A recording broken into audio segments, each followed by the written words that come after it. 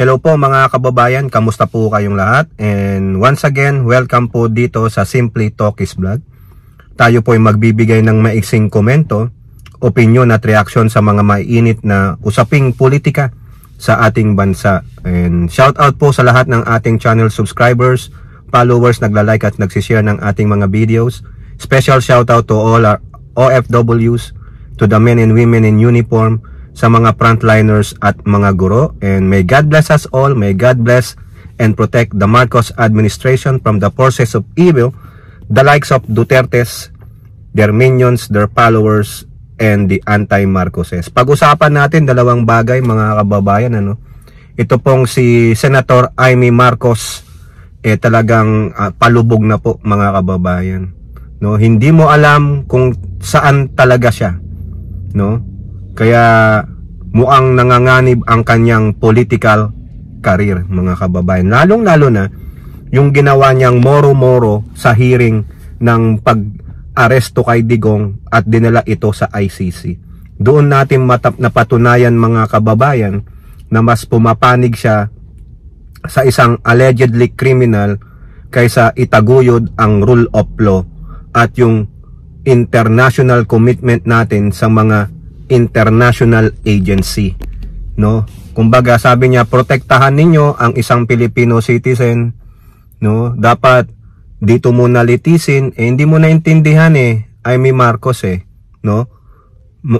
actually siya po ay talagang sinampal ng katotohanan ng magkapatid na Rimulya. Si SILG John Vic Rimulya at DOJ Secretary Boying Rimulya. Ganun din po, ito pong napapabalita, di umano na ang dati niyong presidente na ngayon ay nakakulong doon sa ICC ay tinablan ng kanyang kaibigan. So, simulan natin mga kababayan, itong si Senatora Amy Marcos. Siya po ay inayawan, kumbaga binasura ng kanyang sariling kapatid. Ay tama naman po yan. Tama po mga kababayan. Ako po ay pumapanig sa Pangulong Bongbong Marcos. Sa pagkakataong ito dapat mabigyan ng totoong leksyon itong kanyang ate na totoong mangga na lang. Inayawan ng mga Duterte followers. Ibinasura. Ngayon mailalagay ka sa inodoro. Ikaw yung bagong modern dilawan na ilalagay sa inodoro kasama pa ang ilan na mga kandidato sa alyansa ng Bagong Pilipinas.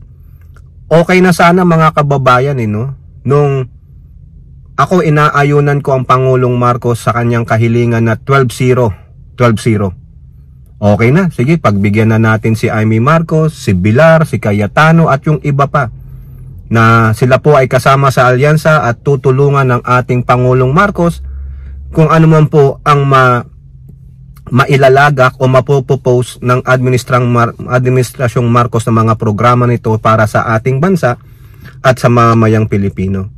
However, ito nga po, lumabas ang mga pronouncement ng mga pro-Duterte nakasama po dyan sa alyansa ng Bagong Pilipinas senatorial slate. Nandiyan po syempre ang pamilya Villar. Doon po sa Leyte, sa Tacloban, hindi po sumama yung Tres Marias. Si Cayetano, si Pia, hindi natin alam kung anong kadahilanan niya. Si Amy Marcos, dahil daw po nalulungkot siya dahil isinurrender si Digong ng Administrasyong Marcos sa mga banyaga. At si Villar naman siguro nahihiya dahil nagbigay ng pronouncement ang pamilya nito in support of your former president. Then, nagpunta ang alyansa kahapon sa Cavite. Kumandidato sila, nangampanya sila, sorry naman po. At doon nagsalita po ang Pangulo.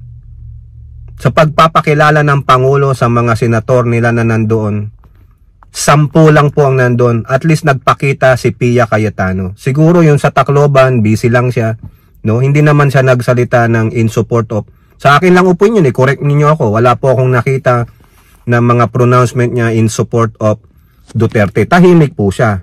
Pero yung kapatid niyang lalaki, si Mr. Boy 10K, maingay po bata naman ni Duterte yun. Nagtrabaho siya kay Duterte. Pero si Pia siguro nagkataon lamang. Pero kahapon nandun po siya. Pinakilala naman siya ng Pangulo. At ganun din si Villar. Pero tong si Camille Villar, mukhang malabo na to mga kababayan.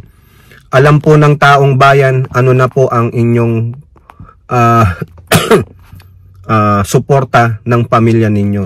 No? Even though hindi siya nagsalita, pero yung ibang miyembro ng pamilya nila, binigay ang kanilang mga pronouncement. Okay, however, doon po sa pagsasalita ng Pangulo sa pagpapakilala sa mga senatorial slate ng alyansa, hindi niya po binanggit ang sarili niyang kapatid. Yan po, yan ang ginawa mo, Amy Marcos. You created a bigger gap. Sino ba naman ang hindi maaasar doon, mga kababayan? Instead na inaasahan mo kapamilya mo, sosuportahan ka. Pero hindi po Hindi po magawa ni Amy Marcos na suportahan ang kanyang kapatid. So ibig sabihin, mas sinusuportahan mo ang mga Duterte na kung saan nais pabagsakin ang gobyerno ng iyong kapatid. Di po ba? Sa simula't simula pa lang, ayan na ang plano nila. Mag-ala Gloria move sila. Matitiis mo yun? Lagi mong sinasabi to protect the legacy of your father. How about the legacy of your brother? Ba't hindi mo kayang tulungan ng kapatid mo? Nung inaalipusta, pinagsasabihan ng masama ang kapatid mo ng mga Duterte followers and minions. Anong ginawa mo? Nagmistula kang tamilmil. Mas pumapanig ka pa doon sa mga Duterte, umaaten ka pa ng maisog rally. O tapos ito ang final nail sa iyong coffin ng iyong political career, itong pag-iimbestiga mo sa pagkaka-aresto at pag-turn over kay Digong sa Interpol. You are questioning it, and then you're trying to blame somebody on the cabinet of your brother's administration para lang maibalik si Digong. Anong sabi ng mga political expert, even the accredited ICC lawyers? It is so hard to bring Duterte home unless maumpisahan na ang kaso, mag-hearing na, no? At ma-found not guilty siya. Doon lang siya makakauwi. Pero so far, ang next hearing po is September 23rd. 5 months yan, mga kababayan, no? So, yung ginawa mo, Senator Amy Marcos, no, in respect na lang, sorry naman, is moro-moro. Okay, nasuplak ka.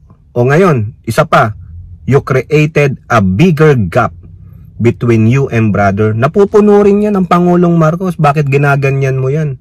Kung meron kang personal na galit sa iyong kapatid o sa pamilya nito, wag mong daling dyan. Wag mong be professional. Pero yung ginawa mo, even though you're a chairman of the Committee on the Foreign Relations, that is so wrong. Nagmukha lang kayong mga doon Akala nyo, mabubuli nyo yung mga cabinet members. Pero napatunayan lamang na yung mga umaten na senador doon via in person or online, you have shown your allegiance. Maka-Duterte kayo. That will be a nail to your coffin, Senadora Amy. Hindi ka na ma-re-elect. I'm telling you why? Ulitin ko. Binabasura ka ng mga Duterte, minions and followers. Si Panelo, ulitin ko lang, sinabihan ka ng di maganda. Yung mga nasa core group ng mga Duterte followers, minumura ka. Sinabihan kang manggagamit. Hindi ka katiwa-tiwala. Sinungaling ka. Ano pang makukuha mong boto sa kanila? Anong makukuha mong boto sa mga Marcos loyalists? Probably meron. Yung mauuto mo. Sa mga Marcos supporters na tulad namin, wala po, basura ka. Dati 12-0 na 12-0 na sana Kaso, this last act or drama of yours, that's it. Even din yung mga loyalista na mga vloggers, influencer, 12-0 sana sila They're trying to ignore your misdeeds, pero ito na po, talagang wala. Hindi na. Yung iba 9-3 na. Yung iba 10-2. Ako po ano lang ako ang gusto kong i-promote si Abalos, si Binay, si Lacson, si Pacquiao, si Soto at Erwin Tulfo. Yan po yung mga nasa alyansa. Tama ba? Abalos, Binay, Lacson, Pacquiao, Soto, and Tulfo. 6 out of 12. No? Hindi ko kayang i-promote yung tatlo pang babae. Si Lito Lapid, si Ramon Revilla, at si Tolentino. Pasensya naman. No? Isasama ko na lang si Mark Gamboa, si Models of Manila yon, si Castro, at si Ben Tulfo. Siyam po yun. Kailangan ko pa ng 3. Baka isingit ko si Attorney Enzo Recto. Tumatakbong senador yan. Baka si Brosas, isingit ko na rin para dumami ng konti ang minority. Isa pa. Sino pa ang pwede kong isingit? Siguro, pagbigyan ko si Lito Lapid. Mga asar lang naman ako, Lito Lapid na para 7 sa alyansa. Pero si Amy Marcos, wala. Babagsak ito. Wala na, mga kababayan. Hindi lang ang Pangulong Marcos ang tumabla sa'yo.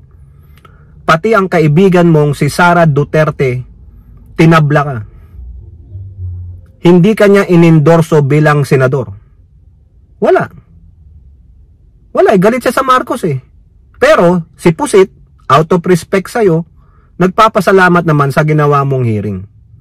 Pero, Amy Marcos, mismong kaibigan mo, walang tiwala sa'yo.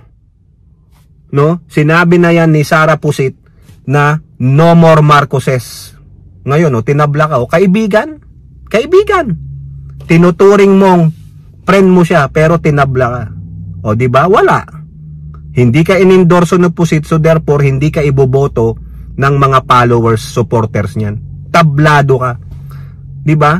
Ngayon, ano ang sabi ni Amy Marcos, mga kababayan? Kaya daw siya hindi uma-attend sa campaign ng alyansa. Naiilag na daw siya. Naiilag na siya. Kasi gaga ka Hindi mo talaga alam kung sino ang dapat mong kampihan. Namamangka ka sa maraming ilog. Masyado kang epal. Masyado kang manggagamit. Pero your loyalty is still with Digong. No? Hindi mo talaga, alam na alam niya ang gusto niya. Nagdradrama lang siya. Ang talagang gusto niya ay kumampi siya kay Digong. Yun lang po yun. Kaya sa mga Marcos loyalist supporters, give it up. Put a final nail on her coffin, on her political career. Huwag nyo pong iboto, ibasura ninyo si Amy Marcos. Kung nakayanan natin yung 8 diretso noon sa Inodoro, ganyan po ang gawin nyo kay Amy Marcos at Bilar. Yung mga kandidato ni Digong, Inidoro. Yung mga ibang Dilawan, Kakampings, Inidoro. Baka pwede ko pang isingit dyan si Bam Aquino. Diba? Para at least 3 Kakampings o Dilaw o Progressive. Diba? Pero Bam Aquino versus Lito Lapid, who is the lesser evil? Ngayon, mga kababayan, punta naman tayo dito. Puro tabla to puro tinabla. Yung nag-iisang kaibigan ni Digong, akala niya totoo niya rin kaibigan. Pero tinabla din po siya. Ito, bali-balita lang to di umano. Kasi sabi po ng palasyo, wala po silang information na nag-seek ng asylum sa China si Digong. Pero ayon po sa ulat ng politico.com.ph, may isa pong political analyst dyan na nagsasabing di umano tinanggihan ng China ang request na asylum ni Digong. Kasi po, even though ang China ayaw niya rin sa ICC because of jurisdiction, pero sila po ay tumatalima sa Interpol. Biruin mo, kaya pala siguro, maybe lang to maybe lang. Kaya nag-post ng ganun yung anak niyang si Build, yung kala mo kaibigan mo, yun pala tatablahin ka. Baka yun naman po siguro yun. No, nagtatanong lang po wala, hindi po tayo nagpi-fake news o naninira. Kasi pinost po yun ng kanyang anak na build ha? Siguro nakatunog. Ayaw na magkaroon ng sakit ng ulo ang pamalaang China habang nasa Hong Kong si Digong at hinahanap siya ng Interpol. Ayaw ng China na masira ang imahe niya na hindi niya kayang ibigay sa Interpol yung isa niyang kaibigan. Kaya sabi niya, muwi ka na lang. 'Di ba? Yun po yung sabi di umano nung isang political expert. Nandiyan po yan sa article ng politico.com.ph.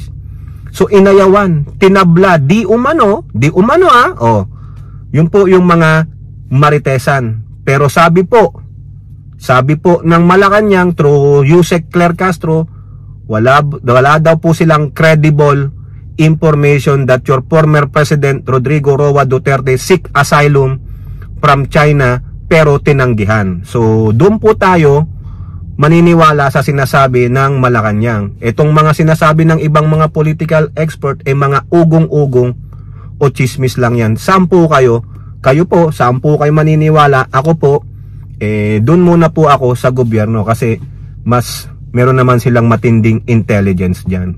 No? Pero kung totoo man yun, sorry naman Digong, tinabla ka ng sinasabi mong kaibigan mong si Xi Jinping. Tinabla ka ng sinasabi mong I love China. Ayun pala. Pero ang China, hindi ka love. Ibig sabihin yung love mo, one-way relationship. Walang reciprocal.